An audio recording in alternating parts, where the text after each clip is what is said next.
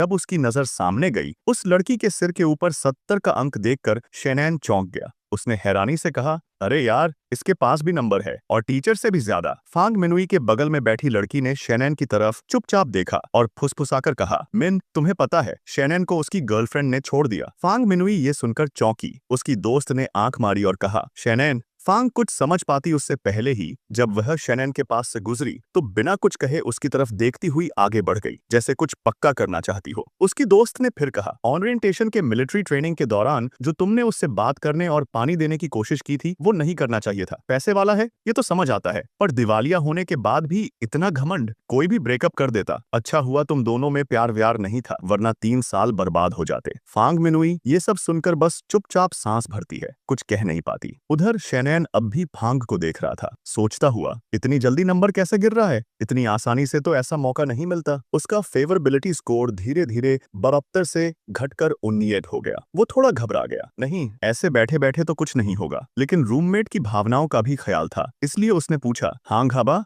अगर मैं फांग मिनुई के साथ कपल बन गया तो तुझे बुरा लगेगा? हांग ने उसकी ओर देखकर ठोड़ी पर हाथ रखा, फिर बोला, असल बात यह है कि तू क्लास की ब्यूटी को पटाना चाहता है, पर तुझे क्या लगता है तू अब भी वही रिच बॉय है जो BMW 4 सीरीज चलाता था? फिर कुछ सोचकर बोला, सच कहूं तो मुझे फर्क नहीं पड़ता, जब तक वो ली जियानपिंग के साथ नहीं है, किसी के भी साथ हो जाए चलेगा। शेनैन को जैसे यही सुनना था, फौरन पलटा और बोला, ब्रो, बस इसी जवाब का इंतजार था। हांग हैरानी से चिल्लाया, भाई तू सीरियस है? शेनैन ने बिना कुछ बोले सबसे तेज दौड़ लगाई और फांग मिनुई के सामने जाकर गंभीरता से बोला, मिनुई। फांग ने चौंककर उसकी तरफ देखा, चेहरा लाल हो गया। उसकी दोस्त भी सतर्क हो गई और फौरन सामने आकर बोली, शेनैन, क्या चाहते हो? शेनैन ने पूरे भरोसे के साथ जवाब दिया, मैं सिर्फ ये पूछना चाहता हूँ, कल तुम फ्री हो? मैंने स्टार सुशी केकी रेस्टोरेंट में टेबल बुक की है, तुम मेरे साथ चलोगी?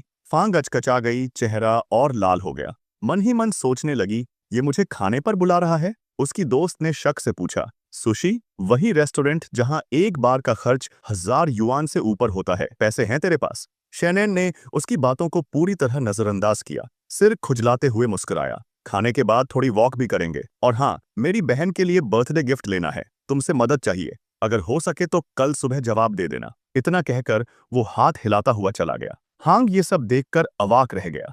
पांग अब भी चेहरा लाल किए अपनी दोस्त की ओर मुड़ी, मैंने अभी हाल ही में ली जियानपिंग के साथ मूवी देखी थी, अब शेनैन के साथ डिनर पर जा रही हूँ, ये ठीक है? दोस्त ने कंधे उचकाते हुए कहा, क्यों नहीं, जापानी हाई एंड रेस्टोरेंट है, मना करने की कोई वजह नहीं है। देखो, शेनैन थोड़ा घमंडी है, पर हैंडसम तो है, और अगर उसके घर के हालात दोबारा सुधर गए तो ली जियानपिंग को तो पीछे छोड़ देगा। उसने फांग के हाथ से फोन लिया और कहा, तू नहीं मानेगी तो मैं ही जवाब दे देती हूँ, वैसे भी बस खाना पीना और थोड़ा घूमना ही तो है, कौन सा शादी का प्रपोजल है? फांग अब भी थोड़ी घबराई हुई थी, मगर बमुश्किल बोली, ठीक है। अगले दिन शाम को फांग और शेनैन उस रेस्टोरेंट पहुंचते हैं जो पहले से बुक है। वेटर मुस्कुराकर मेन्यू लाता है, शेन साहब, ये आपके ऑर्डर के अनुसार मेन्यू है, उम्मीद है आपको अच्छा लगेगा। फांग मुस्कुराते हुए उसके पास बैठती है और कहती है, शेनैन, सुना है इन दिनों तुम्हारे घर की हालत थोड़ी मुश्किल में है, इतनी खर्चीली जगह जाने की जरूरत नहीं थी। शेना युआन मुस्कुराकर बोला, कोई बात नहीं, इस रेस्टोरेंट का जापानी खाना वाकई जबरदस्त है। इतना कहकर ही वो अचानक फंग मन्नू के भरे पूरे जिस्म के संपर्क से सख्त हो गया, चेहरा लाल पड़ गया। सोचने लगा, क्या मैं हुई जैसे हालात में हूँ? सिर्फ 2 महीने हुए हैं, पर ये हाल है। नहीं, कंट्रोल में रहना होगा। शांत हो जा, शांत। उसी वक्त फंग ने पूछा, अचानक डिनर पर बुला लिया, सच में सिर्फ अपनी बहन के लिए गिफ्ट चुनने के लिए बुलाया है? शेनयुआन ने कप में से एक घूंट चाय पी, खुद को थोड़ा संभाला और ईमानदारी से बोला, मैं तो बहुत पहले से तुम्हें डिनर पर बुलाना चाहता था, पर मौका नहीं मिला। फंग की आंखें नीची हो गईं, कुछ सोचती रहीं, बस एक छोटा सा हूं निकला। शेनयुआन थोड़े घबरा गया, क्या मैंने कुछ गलत कह दिया? कहीं उसकी पसंद तो नहीं घटी? उसने जल्दी से खुद को समेटा, गला साफ किया और पुराने दिनों की बात छेड़ी। मिलिट्री ट्रेनिंग के टाइम तुम ही तो थीं जो मुझे बार बार पानी लाकर देती थीं, रात को मैसेज भी करती थीं, सब आज भी याद है। फेवरेबिलिटी नंबर एकदम बढ़ गया, 66 से 67। फंग का चेहरा गुलाबी हो गया, हल्की सी मुस्कान के साथ पूछा, तुम्हें अब भी याद है? शेनयुआन ने सिर खुजाया, भूल कैसे सकता हूँ। नंबर फिर से उछला, 100, फिर 70। लेकिन शेनयुआन अब भी अंदर ही अंदर खुद को शांत करने की कोशिश कर रहा था। कंट्रोल, थोड़ा और सब्र कर ले। समय बीतता गया। करीब 40 मिनट बाद दोनों ने खाना खत्म किया और पेमेंट के लिए काउंटर की ओर बढ़े। स्टाफ ने मुस्कुराते हुए कहा, सर कुल बिल है 2,921 रुपए। आप मेंबर हैं इसलिए आपको डिस्काउंट के बाद 2,777 देना होगा। शनिवान ने सिर हिलाया। ठीक है, धन्यवाद। फेवरेबिलिटी नंबर बढ़ गया, अब 73। फंग मनू ने एक नजर शेन्युआन की ओर देखा। मेरे पूरे महीने के खर्च सिर्फ 3,000 हैं और इसने एक डिनर पर उतना खर्च कर दिया। और ली जैनपिंग, उसने तो मूवी देखने के बाद कहा था कि अगली बार कैंटीन में खा लेंगे। घर में पैसे हैं फिर भी कंजूस। उसी वक्त सिस्टम की नोटिफिकेशन आई, सीमित समय का टास्क। पास में मौजूद किसी लड़की पर पैसा खर्च करो जिसकी फेवरेबिलिटी 60 से ऊपर हो और उसका सम्मान पाओ। इनाम, लड़की पर जितना पैसा खर्च हुआ वह 3 गुना लौटेगा। अगर फेवरेबिलिटी 3 अंक बढ़ी तो 2 गुना वापस मिलेगा। शेनयुआन ने फंग के सिर के ऊपर नजर डाली। अब नंबर था 76। पहली बार देखा था तब 72 था, अब 76। ओह, मतलब यही है। एक डिनर में ही 10,000 कमाने जैसा लग रहा है। फंग मनू ने उसकी ओर देखा, हल्का सा मुस्कुराई, चेहरा लाल लेकिन मुस्कान प्यारी। अब ये लड़का कुछ ज्यादा ही अच्छा लगने लगा है। शायद पैसे की ताकत यही होती है। यही सोचते हुए उसने शेन्युआन का हाथ थाम लिया। चलो, अब उन्हें बहन के लिए गिफ्ट लेने गोड्जन मॉल जाना था। थोड़ी देर बाद गोड्जन मॉल के अंदर एक बूढ़े आदमी ने सामने देखा और बोला, वांटिंग, वो लड़का यहाँ क्या कर रहा है? जो वांटिंग भी चौंकी। शेन्युआन, उसने उसे घूरा। कल ही तो ब्रेकअप हुआ और आज नई लड़की के साथ घूम रहा है। बूढ़ा बुदबुदाया। इतना बड़ा फकीर और इतनी बड़ी दुकान में घुसने की हिम्मत रखता है। अंदर ही अंदर कुढ़ने लगा। मैंने तो इतनी मेहनत से पैसे उड़ाए, इतने गिफ्ट दिलाए, और ये लड़का कर्ज में डूबा हुआ होते हुए भी लड़कियों को इम्प्रेस कर रहा है। शेन्युआन ने दोनों को देखा, फंग से बोला, चलो किसी और स्टोर में चलते हैं। फंग ने सिर हिलाया। हाँ ठीक है, लेकिन बूढ़ा यह बर्दाश्त नहीं कर पाया। सामने आकर रास्ता रोक लिया। जब आ ही गए हो तो एक बार अंदर आकर देख ही लो, देखना तो फ्री है। जो वांटिंग भी बोल पड़ी, शेन्युआन, तुम यहाँ क्या कर रहे हो? ये लड़की कौन है? शेन्युआन ने शांति से जवाब दिया, इत्तेफाक है, बहन के लिए गिफ्ट लेने आया हूँ, बस घूम रहा था। बूढ़ा आदमी घमंड से कहता है, अगर तुम उपहार खरीदने आए हो तो तुम्हें थोक बाजार में जाकर देखना चाहिए कि क्या तुम यहाँ आ सकते हो। वह पीछे एक महंगे स्टोर की ओर इशारा करते हुए कहता है। जो वांटिंग भी बिना झिझक के सीधे फांग मिनू की तरफ बढ़ जाती है और मुस्कुराते हुए कहती है, छोटी बहन, हालांकि मैं तुम्हें जानती नहीं, फिर भी मैं यह अच्छा समझती हूँ कि तुम्हें ऐसे लोगों से बचने की सलाह दूं। शेन्युआन इसे बर्दाश्त नहीं कर पाता और तुरंत फांग मिनू के सामने खड़ा हो जाता है और बर्फीली आवाज में जवाब देता है, तुम्हें इससे क्या लेना देना है? और यह धोखा देने का क्या मतलब है? मैं किसे धोखा दे रहा हूँ और तुम किसे धोखा दे रहे हो? बूढ़ा आदमी कुछ शब्द निकालता है। शेन्युआन, तुम्हें वांटिंग से ऐसे बात नहीं करनी चाहिए। एक आदमी को श्योर होना चाहिए, और वांटिंग तुम्हारी एक्स गर्लफ्रेंड है। हम सब जानते हैं तुम्हारे परिवार की हालत। तुम कंगाल हो और कर्ज में डूबे हो, तो बड़ा आदमी बनने का नाटक मत करो। कोई तुम्हारा मजाक नहीं उड़ा रहा। शेन्युआन उसके शब्दों से गुस्से में आ जाता है और सोचता है, ये दोनों सच में नफरत करने लायक हैं। एकदम परफेक्ट जोड़ी। तभी सिस्टम का एक नोटिफिकेशन बजता है। परफेक्ट जीवन को दूसरों द्वारा न कम आंका जाए। यह एक लिमिटेड टाइम टास्क है। उधार पर पैसे खर्च करो जिससे सामने वाले का प्यार 60 से ऊपर हो, और इसके साथ साथ तुम्हारे आसपास के लोगों में नकारात्मक भावनाएं उत्पन्न हो। टास्क का इनाम, यदि आसपास के लोगों में नकारात्मक भावनाओं का मूल्य बढ़ता है तो हर 5 अंक के लिए तुम्हें उस पैसे का 2 गुना वापस मिलेगा जो तुमने सामने वाले पर खर्च किए हैं। ध्यान रहे,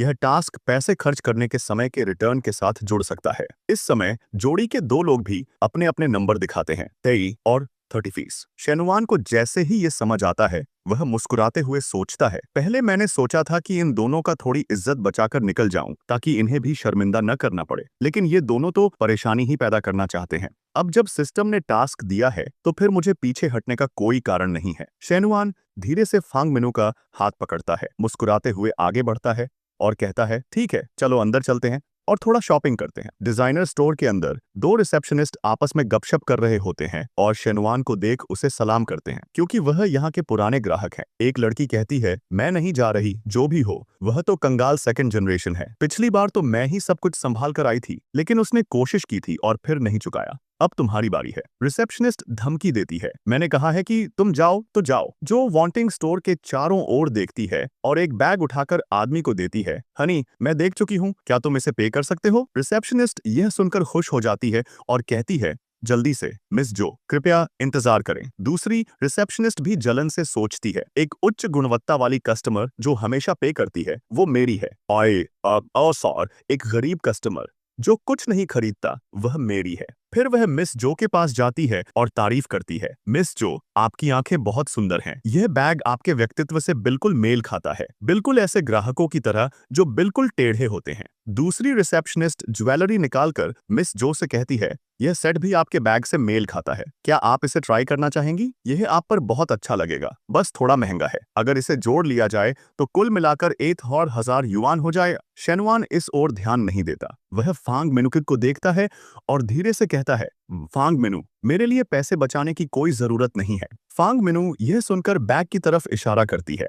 मुझे लगता है ये बैग भी अच्छा है, डिजाइन भी बहुत युवा है, शायद तुम्हारी छोटी बहन को पसंद आएगा। रिसेप्शनिस्ट यह सुनकर बुरी तरह से ताने देती है, ये दोनों साथ में 50,000 से ज्यादा का है, बहुत महंगा है। बूढ़ा आदमी यह सुनकर परेशान हो जाता है। 100,000 युआन के टूटे फूटे सामान? पहले तो मैं यहाँ सिर्फ 20,000 का बैग लेने आया था, सोचा था बहलाकर उसे खरीद लूंगा। अब ये तो पूरी 100,000 का सेट मांग रही है। जो वांटिंग निर्णय लेती है और शेनवान से कहती है, स्वाइप कार्ड करो हनी। शेनवान को जल्दी से जवाब देना था। वह गुस्से में सोचता है, 100,000 युआन मेरे लिए कोई बड़ी बात नहीं है, मेरे पास उतने पैसे नहीं हैं। तभी शेनवान की ताकतवर आवाज गूंजती है, मिस, मैं ये दोनों बैग ले लूंगा और सामने वाली लड़की ने जो एक्सेसरीज दिखाई थी वो भी दे दो। यह सुनते ही दोनों मोटे बिल्लियों कपल के होश उड़ गए, जैसे बिजली गिरी हो। वे हैरानी से शेन युआन की तरफ देखने लगे। फैंग मिंग भी कम चौंकी नहीं थी। रिसेप्शनिस्ट, जो अभी तक जो वैनिंग की तारीफों में लगी थी, अचंभे में पलटकर देखती है,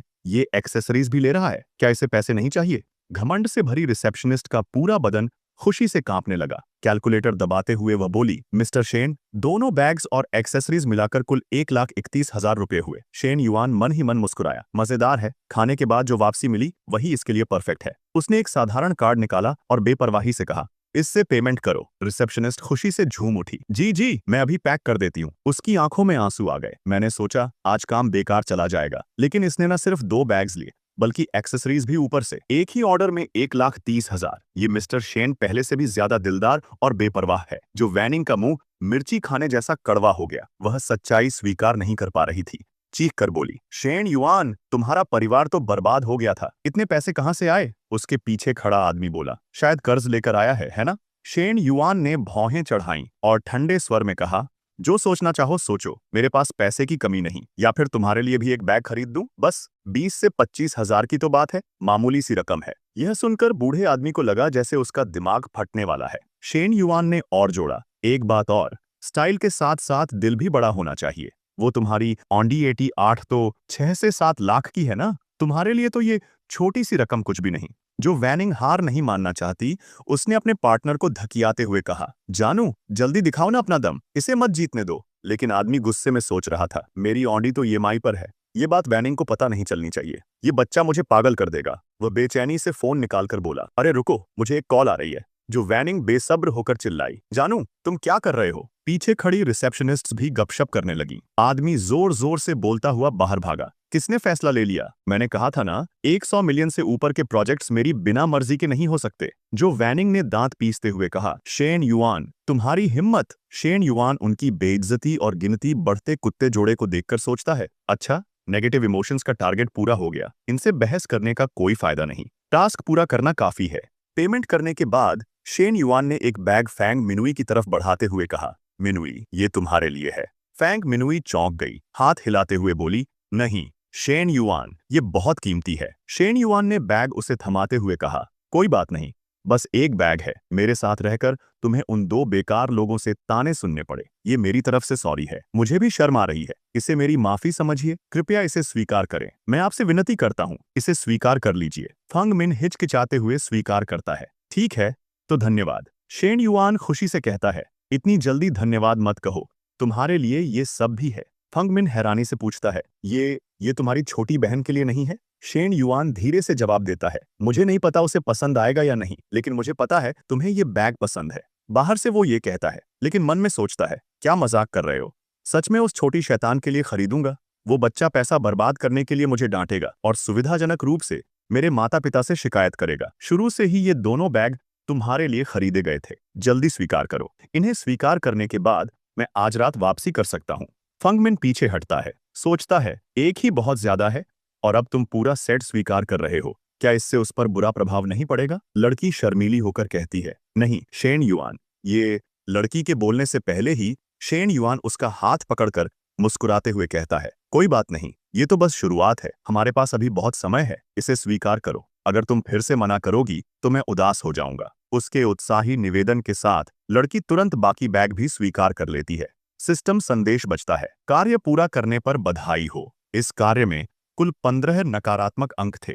विपरीत लिंग पर खर्च किए गए धन को मिलाकर खर्च किया गया धन 3 गुना वापस किया जाएगा। इस बार कुल वापसी 6 गुना है। आपके कंस्ट्रक्शन बैंक कार्ड के अंतिम 4 अंक 098 को 11 मई को रात 9 बजे 766,000 युआन प्राप्त हुए। वर्तमान शेष राशि 786.35 युआन है। चेन युआन ने फांग मिन का हाथ थामा और मन ही मन सोचा, इस वक्त मिनू ही मेरी सबसे बड़ी उम्मीद है, मुझे उसका अच्छे से ख्याल रखना होगा। अभी जो दूरी सी आ गई थी वैसा दोबारा नहीं होने देना। वो बड़े मुलायम लहजे में बोला, मिनू वापस स्कूल चलते हैं, काफी देर हो गई है। अंदर ही अंदर उसने सोचा, हालांकि मन तो कर रहा है थोड़ा वक्त और साथ बिताने का, लेकिन ऐसी चीजों में जल्दी नहीं करनी चाहिए।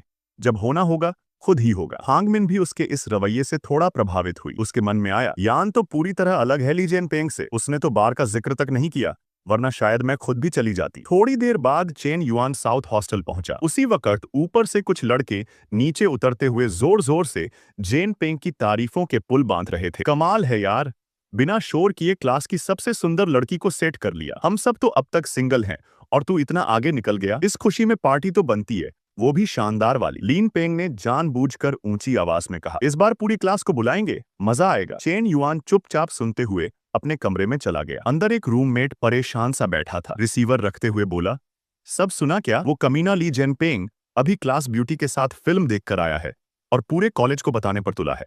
साफ लग रहा है कि हमारा कमरा 5003 ही टारगेट है। चेन युआन मुस्कुराया और उसे दिलासा देते हुए बोला, ज्यादा दिन नहीं चलेगा उसका ये नाटक, मिनू उसके साथ नहीं रहेगी। रूममेट ने पलटकर उसे घूरते हुए कहा, ऐसी बातें मत कर, फांग मिनू उसी के साथ फिल्म देखने गई थी, पता नहीं और क्या क्या हुआ होगा। और फिर उसने तो तुझे मना कर दिया था ना, आज उसके साथ डेट पर गई थी।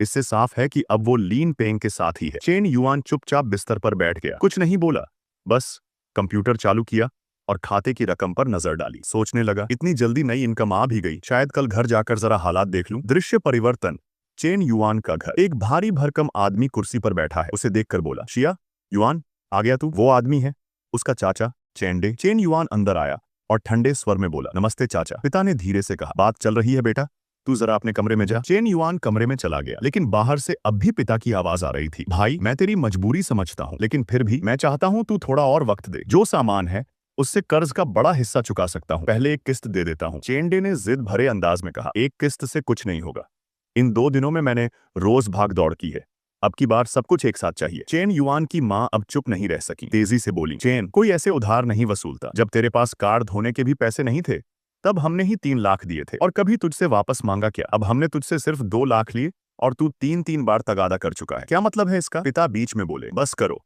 ज्यादा मत बोलो, तुम्हारा भाई अपनी जगह मजबूर है। लेकिन माँ नहीं रुकी, साफ बोल गई, मजबूरी किसे नहीं होती, लेकिन वो अंदर से जानता है सच क्या है। मैं उसकी बीवी से पूछ चुकी हूँ, ये 2 दिन उसने कोई भाग दौड़ नहीं की, फिर भी इतना अकड़ कर कह रहा है कि कर्ज चुकाना जरूरी है, जैसे कोई एहसान कर रहा हो। अफसोस कि अपने ही रिश्तेदार ऐसा करें, पर अगर कोई बाहरी होता तो उसे असली वसूली दिखती। चेन युआन की माँ तुनक कर बोली, हाँ अब जबरदस्ती करोगे उधार वसूलने के लिए? वाह रे किस्मत, पूरी चेन फैमिली ही मतलबी निकली, पहले जितना प्यार दिया सब बेकार गया। चेन युआन के पिता ने करवट लेकर कहा, क्या बोल रही हो? कुछ जेवर तो हैं ही घर में, जा निकाल ले, बेच देते हैं, बाद में जब पैसे होंगे वापस ले लेंगे। माँ ने झुंझलाकर कहा, बंद करो ये बातें, पहले घर का कर्ज चुकाएं, खरीदारी बाद में देखेंगे। अचानक चेन युआन के सिस्टम में एक नोटिफिकेशन बजा, एक परिपूर्ण जीवन में कर्ज नहीं होना चाहिए, सीमित समय का मिशन, घर या व्यक्तिगत कर्ज चुकाओ, इनाम, जितना कर्ज चुकाओगे उतनी ही रकम 2 गुनी होकर वापस मिलेगी। पहली बार 2 लाख चुकाने पर 10 लाख मिलेंगे, खासतौर पर कार के लिए। चेन युआन नोटिफिकेशन को देखता रहा, सन्नसा, सोचने लगा, मौका तो बिल्कुल सही वक्त पर आया है, वैसे भी आज मैं सोच ही रहा था कि थोड़ी मदद करूं। आंखों में हल्की चमक आ गई। इधर माँ ने अलमारी से जेवरों का डिब्बा निकाल लिया, बोली, सालों से जो दिया है सब यही है, कितनी भी मुश्किल आ जाए बेचने का मन नहीं होता, लेकिन फिर भी ले जाओ, कम से कम कुछ राहत मिले। वैसे शिफ्टिंग के दौरान 2 सोने की अंगूठियां गुम हो गई थीं। माँ की ये बात सुनकर चेन युआन को भीतर तक शर्म आई। तब अनन को एक बैग चाहिए था। मैंने ही माँ की वो 2 अंगूठियां बेच दी थी। उस वक्त मैं वाकई बहुत गलत था। वो झटके से दरवाजा खोलकर जोर से बोला, माँ, पापा, मेरे पास पैसे हैं। पिता ने उसे देखा और थके स्वर में कहा, बेटा, अभी मजाक का वक्त नहीं है। माँ भी थकी हुई आवाज में बोली, घर की हालत देख रहे हो ना, फिर भी तुम्हें अपनी कैफेटेरिया कार्ड के लिए वो पैसे चाहिए। चेन युआन थोड़ा शर्मा कर सिर खुजाने लगा और पिता से बोला, सच में मेरे पास पैसे हैं। पुराने चेन, सुनिए, ये जो पैसे आने की आवाज है, सुन रहे हैं ना? माँ और पापा ने फटाफट अपने फोन निकाले और जैसे ही स्क्रीन देखी, दोनों चौंक कर बोले, 2 लाख। पिता ने हैरानी से पूछा, इतने पैसे आए कहां से बेटा? चेन युआन ने फौरन एक बहाना बना दिया, माँ पापा, पहले जो आपने पॉकेट मनी दी थी उसमें से थोड़ा मैंने एक दोस्त के साथ क्रिप्टो में लगा दिया था। उसने तब मुझे हाथ भी नहीं लगाने दिया। कहता था, रुको, बहुत बढ़ेगा। अब पिछले 2 दिन में ही उसने पैसे कन्वर्ट किए हैं। मन ही मन सोचा, शायद ये बहाना चल जाए। वैसे भी उस वक्त जो पॉकेट मनी मिली थी वो काफी थी। माँ की आंखें खुशी से चमक उठीं। शाबाश बेटे, तूने तो हमारे सिर से बहुत बड़ा बोझ हटा दिया। पिता ने भी तुरंत कहा, ठीक है, पहले पैसे ट्रांसफर करते हैं। उस आफत को घर से निकालना जरूरी है। चेन युआन के पिता बाहर जाकर ट्रांसफर कर देते हैं और फिर ठंडी आवाज में बोले, हाँ चेंडे, कर्ज चुका दिया है। माँ ने भी 2 टूक कहा, अब जो चाहिए था वो मिल गया, अब दफा हो जा और आइंदा हमारे घर का रास्ता मत देखना। चेंडे ने जैसे ही अपने फोन में रकम देखी, उसकी अकड़ एकदम गायब हो गई। हकलाते हुए बोला, ए बहन जी, आप ये क्या कर रही हैं? माँ ने सख्ती से ऊंची आवाज में कहा, कान में दिक्कत है क्या?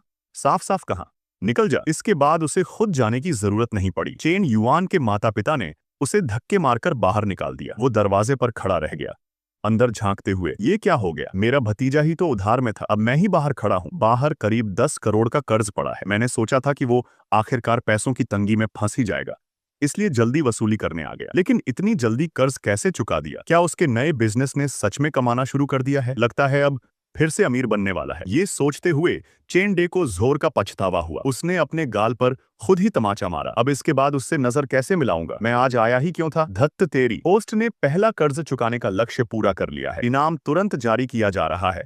कंस्ट्रक्शन बैंक कार्ड, अंतिम अंक 98 में 12 मई 11:39 पर 4 लाख युआन क्रेडिट हुए। वर्तमान बैलेंस 1163.56 युआन। फिर उसी कार्ड में 12 मई 11:39 पर 10 लाख युआन और जमा हुए। वर्तमान बैलेंस 2635 युआन। चेन युआन ने मोबाइल स्क्रीन देखी और मन ही मन सोचा, दूसरी ट्रांजैक्शन तो कार के लिए अलग इनाम है, उसे निकाल दें तो भी मेरे प्राइवेट अकाउंट में अब 1 मिलियन से ऊपर है। ये तो सोचा भी नहीं था कि घर लौटकर न सिर्फ माँ बाप की चिंता दूर कर दूंगा, बल्कि इतनी बड़ी कामयाबी भी हाथ लगेगी। लेकिन अगली ही पल उसने खुद से कहा, पर ये तो सिर्फ शुरुआत है। घर के सारे कर्ज चुकाने में अभी बहुत वक्त और पैसे लगेंगे। अभी अगर ये पूरा मिलियन भी पुराने चेन को दे दूं तो भी कुछ नहीं बदलेगा।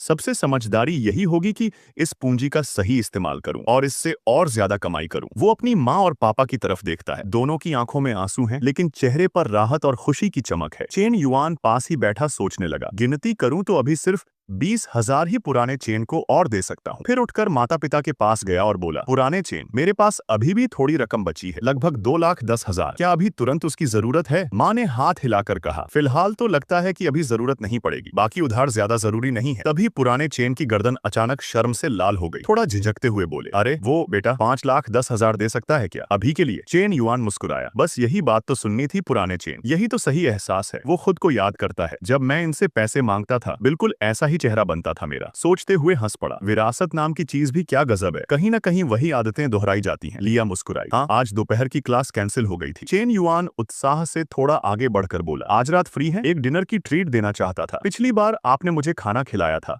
तो अब मेरी बारी है लौटाने की। तभी पीछे से एक जोड़ी तीखी नजरें चमकी। लिया और चेन युआन दोनों का चेहरा एक साथ उतर गया। लियांग चेहरे पर मानो जान ले लेने वाली नियत लिए चुपचाप पीछे खड़ी थी। चेन युआन हकला गया। वो लियांग, वो वहीं जम गया। ये टीचर की छोटी बहन तो मेरी किस्मत की दुश्मन बन चुकी है, इससे पंगा नहीं लेना, बिल्कुल नहीं। इन दोनों बहनों का कॉम्बो, बस खतरे की घंटी। दोनों बहनें कितनी अलग हैं।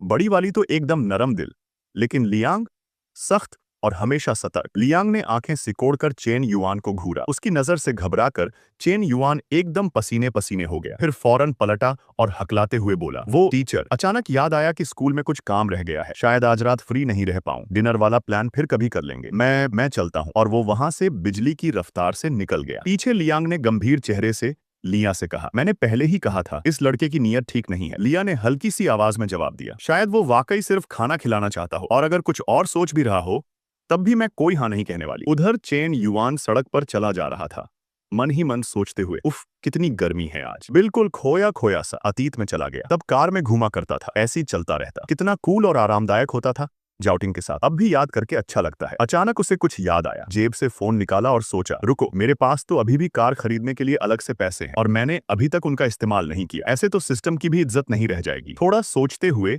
उसने तुरंत फांग मैन को टेक्स्ट किया, आज दोपहर फ्री हो। फांग मैन को चेन युआन का संदेश मिलते ही उसने फौरन जवाब दिया, बिल्कुल, आज दोपहर कोई क्लास नहीं है। फांग मैन की दोस्त ये संदेश पढ़कर खिलखिलाते हुए बोली, तुम दोनों तो ऐसे जैसे कार खरीदने जा रहे हो, ये तो बहुत जल्दी हो गया।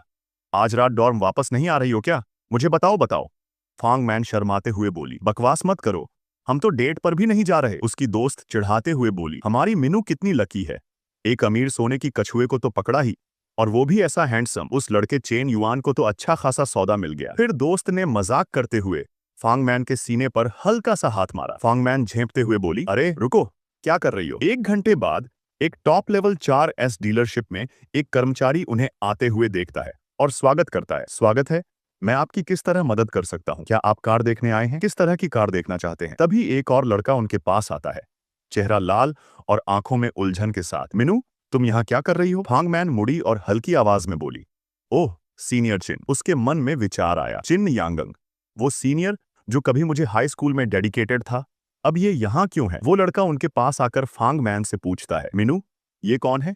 Chain yuan. चेन युआन एक कदम आगे बढ़ता है और खुद को परिचित कराता है, मैं उसका सहपाठी हूँ, शिनशा। शिनशा फांग मैन से पूछता है, ओह, क्या आप दोनों यहाँ कार देखने आए हैं? किस तरह की कार में रुचि है? चेन युआन बिना कोई झिझक दिखाए उस कार की ओर इशारा करता है और कहता है, मैं इस MCH मॉडल के बारे में और जानना चाहता हूँ। शिनशा उत्साह से जवाब देता है, कार के मॉडल वहां देख सकते हैं, मर्जी से देखिए, आप अंदर बैठ भी सकते हैं। उसके दिल में स्पष्ट रूप से विचार चल रहे थे, MCH का सबसे सस्ता मॉडल भी कम से कम 5 लाख का है और इस वक्त ये तो 6 लाख के आसपास होगा। ये लड़का तो बिल्कुल साधारण तरीके से कपड़े पहने आया है।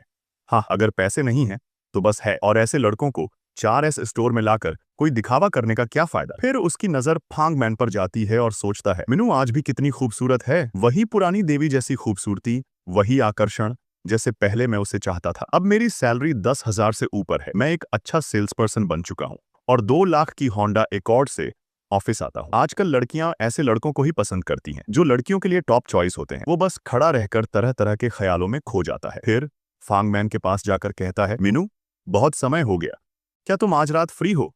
थोड़ा बात करें। फांग मैन थोड़ी झिझक के साथ जवाब देती है, माफ करना सीनियर, शायद आज रात मैं फ्री नहीं रहूंगी, मेरे पास और प्लान है। तभी चेन युआन अचानक बोल पड़ता है, हे, क्या टेस्ट ड्राइव का इंतजाम हो सकता है? चेन युआन को बीच में ही रोका जाता है और वह मन ही मन कड़ा सोचता है, मैं मिनू से पूछने की कोशिश कर रहा हूँ, ये बीच में क्यों बोल रहा है? उसे तो खुद इसके लिए पैसे नहीं है, फिर टेस्ट ड्राइव का क्या फायदा? सिर्फ मेरा समय बर्बाद कर रहा है। वो गुस्से को दबाते हुए जवाब देता है, माफ कीजिए, लेकिन आज टेस्ट ड्राइव के लिए कार पहले ही हमारे बॉस ने ले ली है, आज टेस्ट ड्राइव नहीं हो सकती। चेन युआन, जो गाड़ियों को लेकर अच्छा खासा अनुभव रखता है, सोचता है, मैं वो नहीं हूं जो गाड़ी के बारे में कुछ नहीं जानता। जब मैं आया था तो मैंने MCH मॉडल को स्टोर में देखा था, अगर तुम टेस्ट ड्राइव नहीं दे सकते तो किसी और को भेज दो। इतना कहकर वह कार से बाहर निकलता है और जोर से फ्रंट डेस्क से कहता है, मुझे माफ कीजिए, क्या आप मेरे लिए कोई और सेल्स पर्सन का इंतजाम कर सकती हैं? मुझे तुरंत टेस्ट ड्राइव चाहिए। फिर एक लड़की बाहर आती है और हल्के से बोलती है, नमस्ते, मेरा नाम चेन्ना है, मैं इस स्टोर की सेल्स कंसल्टेंट हूँ, कैसे मदद कर सकती हूँ? चेन युआन ने सामने खड़ी प्यारी सी लड़की को देखा और उसकी ओर एक नजर डाली।